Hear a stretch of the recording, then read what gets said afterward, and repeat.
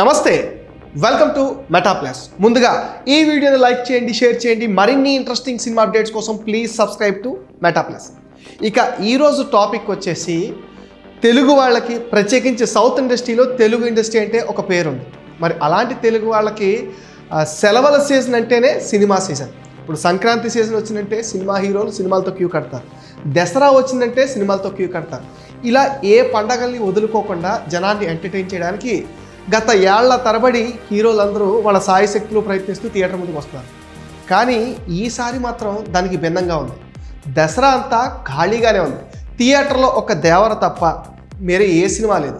పోనీ డబ్బింగ్ సినిమాలన్నా ప్రవాహంలో వస్తున్నాయి అంటే అది కూడా లేదు. ఒక్క రజనీకాంత్ మాత్రమే ఉన్నారు. ఈ పరిణామాలకి కారణం ఏంటి? అసలు సినిమా ప్రభావం తగ్గిపోతుందా, లేకపోతే హీరోలు సినిమాలు చేయలేకపోవటం వల్ల ఈ దుస్థితి వచ్చిందా? ఇలాంటి డీటెయిల్స్ అన్ని ప్రముఖ ఫిల్మ్ క్రిటిక్ హ్యామ్ సుందర్ గారు మనతో ఉన్నారు. ఆయన్ని అడిగి మరిన్ని ఇంట్రెస్టింగ్ విషయాలు తెలుసుకుందాం. ఆయనకి వెల్కమ్ చెప్పేద్దాం. సార్ నమస్తే. సార్, తెలుగు ఇండస్ట్రీకి పర్టికులర్గా తెలుగు వాళ్ళందరూ సెలవులు దొరికినంటే సినిమాకి వెళ్ళడానికి చూస్తారు. అంటే ఓటీటీలు ఎన్ని వచ్చినా సరే థియేటర్కు ఉన్న ఇదైతే తగ్గలేదు. మరి ఎప్పుడు దసరాకి క్యూ కట్టే హీరోలు బాలకృష్ణ కావచ్చు, చిరంజీవి కావచ్చు, నాగార్జున కావచ్చు, స్టార్ హీరోలు అందరూ దసరాని, సంక్రాంతి సీజన్ని వాడుకుంటారు. ఈసారి వాడుకోకపోవడానికి కారణం ఏంటంటారు? అంటే సినిమాలన్నీ నిర్మాణంలో ఉన్నాయండి. ప్రధానంగా సినిమాల సంఖ్య తగ్గించుకున్నారు. హీరోలంతా సినిమాల సంఖ్య తగ్గించుకున్నారు.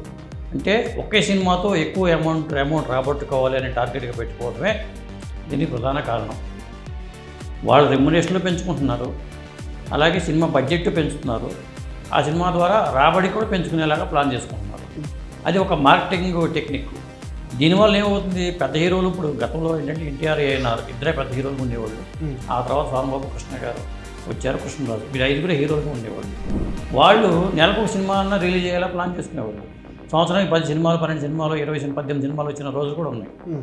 మరి అలాంటిది 2 ఏళ్ళకి ఒక సినిమా చేస్తుంటే స్టార్ హీరోలుగా చెప్పుకునేవాళ్ళు మనకి ఇప్పుడు కూడా తక్కువ మందే ఉన్నారు.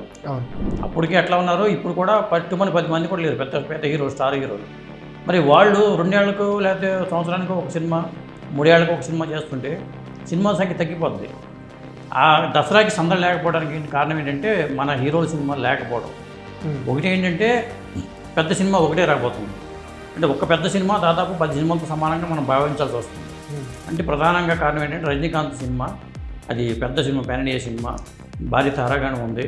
ఆ సినిమాతో రిలీజ్ చేస్తే మనం వెనకబడిపోతామనే ఉద్దేశంతో దసరాకి వేరే వాళ్ళంతా తప్పుకున్నారు.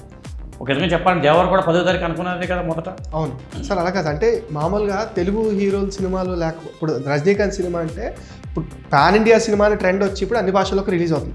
ఇంతకుముందు డబ్బింగ్ సినిమాలు ఉన్నా మన హీరోలు పోటీ పడేవాళ్ళు. ఇప్పుడు ఎందుకు పోటీ తగ్గిపోయిందంటారు? అంటే పోటీ తగ్గిపోవడం అంటే పోటీలతో పెట్టుకుంటే గిట్టుబాటు అవ్వడం ముఖ్యం కదా.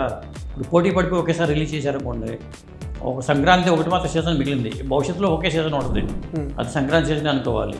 ఎందుకంటే సంక్రాంతి అంటే రైతు వారి పండుగ కాబట్టి జనం దగ్గర కూడా డబ్బులు ఉంటాయి, పంటలన్నీ చేతికి వస్తాయి కాబట్టి సంక్రాంతికి అక్కడ రాజీ పట్ల 4 సినిమాలు దాదాపు పోటీ పడే అవకాశాలు ఇప్పుడు ఉన్నాయి.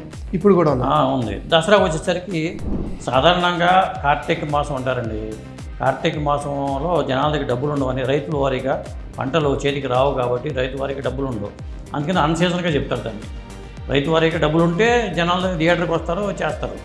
దసరా కూడా కార్తీక మాసంలో ముందు వచ్చే పండుగ చెప్పాలండి, ఒక విధంగా చెప్పాలంటే. కానీ సీజనల్గా చెప్పుడు సెలవు రోజులు కాబట్టి సెలవు ఖచ్చితంగా దసరా టైంలో రిలీజ్ చేసి డబ్బులు వచ్చే నమ్మకం ఉంటుంది. కానీ అది ఏమైందంటే దేవరకు ఉపయోగపడింది. దేవరని డేట్ మార్చుకోవడం అనేది దానికి ఒక ప్లస్ పాయింట్గా చెప్పాలి. ఖచ్చితంగా దానికి గాంధీ జయంతి రావడం, 2వ తారీఖు గాంధీ జయంతి రావడం, ఆ తర్వాత వరుసపెట్టి సెలవులు రావడం, ఇవన్నీ దేవరకు ప్లస్ అయింది. ఇప్పుడు వేటానికి వచ్చేసరికి ఖచ్చితంగా దసరా, ఆ తర్వాత 2-3 రోజుల్లో మళ్ళీ పరిస్థితి మారిపోతుంది. అంటే సార్, ఇక భవిష్యత్తులో స్టార్ హీరోల సినిమాలు సీజన్తో సంబంధం లేకుండా ఏదో ఒక సినిమా రిలీజ్ చేయడం, అంటే ఇంతకుముందు అయితే ఫ్యాన్స్ మా హీరో గొప్పగా సినిమా ఉంటుంది, మీ హీరో గొప్ప ఉంటుంది, ఒక టైప్ ఆఫ్ వాతావరణం థియేటర్ల దగ్గర పండగ ఉండేది. ఇప్పుడు అది ఈ సీజన్స్ పోయే అవకాశం ఉంది, అవకాశం ఏమైనా ఉంది భవిష్యత్తులో? అయితే ఇక సీజన్లు అనేవి ఉండవేమండి, ఈ పోటీ కూడా ఉండదు నాకు తెలిసి. ఎందుకంటే మ్యూచువల్ అండర్స్టాండింగ్తో నువ్వు ఆ టైంకి రా, నేను ఈ టైంకి వెళ్తాను అనుకుంటూ ఉంటారు. కాకపోతే కలెక్షన్లు పోటీ పడతారు. నీ సినిమాకి ఎంత కలెక్ట్ అయ్యింది, మా సినిమాకి ఎంత కలెక్షన్ వచ్చింది, అనే లెక్కలోకి వెళ్ళిపోతుంది. ఇప్పుడు ఏమవుతుందంటే ఇది కూడా చాలా ఇబ్బందికరమే. ఆ స్టార్డమ్ ఉన్న హీరోలకి ఇప్పుడు మాది టాక్ ఉన్న సినిమాలకు పెద్దగా కలెక్ట్ చేయట్లేదు. 300 కోట్లు 400 కోట్ల దగ్గర ఆగిపోతుంది. అలాంటి ఒక చిన్న హీరో కూడా 500-600 కోట్లు ఫీల్ చేస్తుంది. దాంతో స్టార్ హీరో కూడా ఇబ్బంది పడాల్సిన పరిస్థితి వచ్చేసింది. ఇప్పుడు హిట్ ఫ్లాప్లు ఉంటుందా, స్టార్ హీరో సినిమా ఖచ్చితంగా కలెక్ట్ చేస్తుంది. అది ఫ్లాప్ అయినా కానీ అది 300 కోట్లు ఫీల్ చేస్తుందంటే అది హిట్ అనాలా ఫ్లాప్ అనాలా ఎలా నిర్ణయిస్తాం మనం? ఇట్లాంటి పరిస్థితి అయితే ఉంది ఇప్పుడు. And safe zone, star hero cinema safe జోన్లో ఉన్నట్టుగా నిర్మాతలు కూడా ఫీల్ అవుతున్నారు. అందుకని క్రౌడ్ ఫండింగ్ మీద వాళ్ళు నలుగురు నిర్మాతలు కలిపి ఒకే సినిమా చేయడం కూడా సినిమాలు తగ్గిపోవడానికి ప్రధాన కారణంగా చెప్పాల్సి వస్తుంది. అంటే ఇప్పుడు మన దగ్గర ఉన్న స్టార్ హీరోలు కనుక వాళ్ళ సంఖ్య పెంచుకుంటే మళ్ళీ ఈ సీజన్లో పుంజుకునే అవకాశం ఉందంటారా? ఖచ్చితంగా సంఖ్య పెంచుకోవాలి కూడా. వాళ్ళు పరిమితం అయిపోయి సబ్జెక్టుల మీద నమ్మకం లేక ఎక్కువ సినిమాలు కమిట్ అవ్వకుండా ఒక తక్కువ సినిమా చేయడం వల్ల ఇబ్బంది వస్తుంది. స్టార్ హీరోలు సినిమా సంఖ్య పెంచుకోవడం కావాలి, స్టార్ హీరో సంఖ్య పెరగడం జరగాలి. ఈ రెండింటిలో ఏది జరిగినా ఆటోమేటిక్గా మళ్ళీ పూర్వపు రోజు వైభవం వస్తుంది. సార్ నాకు ఒక చిన్న డౌట్, ఇప్పుడు ఈ పాన్ ఇండియా ట్రెండ్ అనేది సినిమా కొంప ముంచుతుంది అనుకోవాలా, టాలీవుడ్ కొంప, లేకపోతే మనం మార్కెట్ పరంగా ఎదుగుతామని చెప్పుకోవాలి? ఎలా చూడాలి ఈ పాన్ ఇండియా ట్రెండ్ అనేది? దానివల్లనే చాలా సినిమాలు తగ్గిపోవడం, ఈ బాక్స్ ఆఫీస్ పోటీలు అవి లేకుండా అయిపోతున్నాయి కదా, దీన్ని ఎలా చూడాలంటారు? అంటే ఇది కాలానుగుణంగా వచ్చిన మార్పు అండి. ఆ మార్పుని మనం మార్పుగానే యాక్సెప్ట్ చేయాల్సిందే, తప్పదు. అది దానికి తగ్గట్టుగా వీళ్ళు మార్చుకోవాలి. ఎలా చేయాలని మారిపోతున్నారు ఆటోమేటిక్గా. వాళ్ళకి అర్థమైపోతుంది మార్కెట్ ట్రెండ్, ఏది గిట్టుబాటు అవుతుంది, ఏది అవ్వట్లేదు. చిన్న హీరోలతో చేస్తే మనం దుకాణం సర్దిసుకోవాలి. ఇలాంటి ప్రభావంతో ట్రెండ్ మారిపోయింది. దానికి అనుగుణంగా వీళ్ళు మారుతున్నారు. ఆ తరహాలోనే దానికి అడ్జస్ట్ అవ్వాల్సిందే. ప్రేక్షకులు అడ్జస్ట్ అవ్వాలి, నటులు అడ్జస్ట్ అవ్వాలి, అందరూ అడ్జస్ట్ అవ్వాల్సిందే. ఇప్పుడు ఈ మధ్యకాలంలో ఒక కొత్త పరిణామం కనిపిస్తుంది సార్.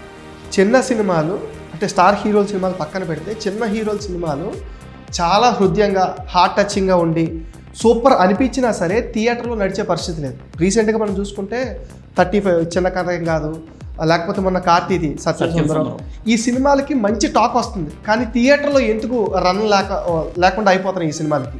ప్రధాన కారణం ఓటీటీ. నెల రోజులు ఓటీటీలో రాబోతుంది కదా, మనం థియేటర్కి వెళ్ళి చూడాల్సిన సినిమా కాదు.